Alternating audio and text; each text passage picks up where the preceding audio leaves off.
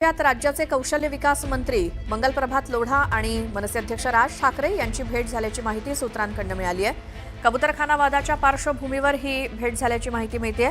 लोढा आणि राज ठाकरे यांची भेट झाल्याची माहिती वरिष्ठ सूत्रांकडून मिळाली आहे। दादर इथल्या राज ठाकरेंच्या शिवतीर्थ या निवासस्थानी ही भेट झाल्याची माहिती मिळाली असून लोढांकडून दादरचा कबूतरखाना पुन्हा सुरू करण्यासाठी पडद्यामागून हालचाली सुरू आहेत का अशी देखील चर्चा सुरू झाली आहे। याच भेटीसंदर्भात माहिती घेऊयात। आमच्या प्रतिनिधी सुस्मिता भदाणे पाटील आपल्या सोबत आहेत। सुस्मिता, ही भेट नेमकी कधी झाली?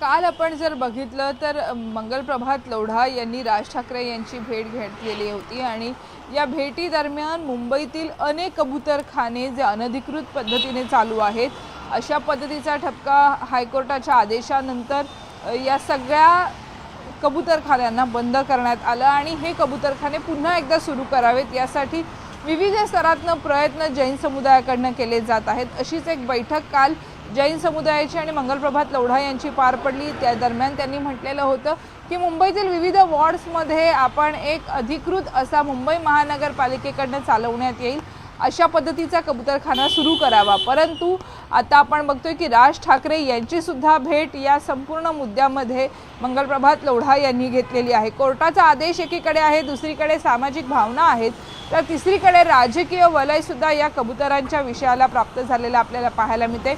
विशेष करून दादर कबूतरखाना प्रकरणानंतर दादरचा कबूतरखाना हा बंद करण्यात आला आणि अशा पद्धतीनं जर कबूतरांना अन्न पाणी मिळत नसेल तर त्यांनी जगायचं कसं हा प्रश्न सुद्धा या भेटी दरम्यान उपस्थित करण्यात आला।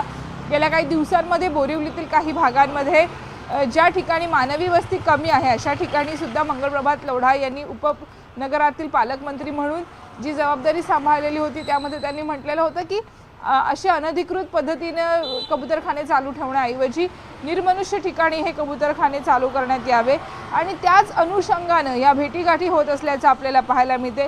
यापूर्वी मुख्यमंत्र्यांसोबत त्यांची चर्चा झाली, आता राज ठाकरे यांच्यासोबत सुद्धा मंगलप्रभात लोढा यांनी कबूतराच्या विषयांमध्ये चर्चा केलेली आहे। परंतु या संपूर्ण प्रकरणामध्ये लोढांच्या भूमिकेतनं संमिश्र प्रतिक्रिया येत आहेत, कारण भाजपच्याच नेत्यांनी, भाजपच्या चित्रा वाघ यांनी हा संपूर्ण मुद्दा उचलून धरलेला होता, मनीषा कायंदे यांनी हा मुद्दा उचलून ठेवलेला होता आणि त्यांच्याच पक्षातील युतीतीलच मंगलप्रभात लोढा यांची मात्र भूमिका या संपूर्ण प्रकरणामध्ये वेगळी पाहायला मिळते आणि त्याच अनुषंगे राज ठाकरे यांची जेव्हा भेट घेण्यात आली त्यातनं मनसे नेमकी याबाबत काय भूमिका घेते हे बघणं महत्त्वाचं आहे। आतापर्यंत तरी मनसेने कुठल्याही पद्धतीचं वक्तव्य या कबूतरांच्या बाबतीत केलेलं आपल्याला पाहायला मिळत नाही।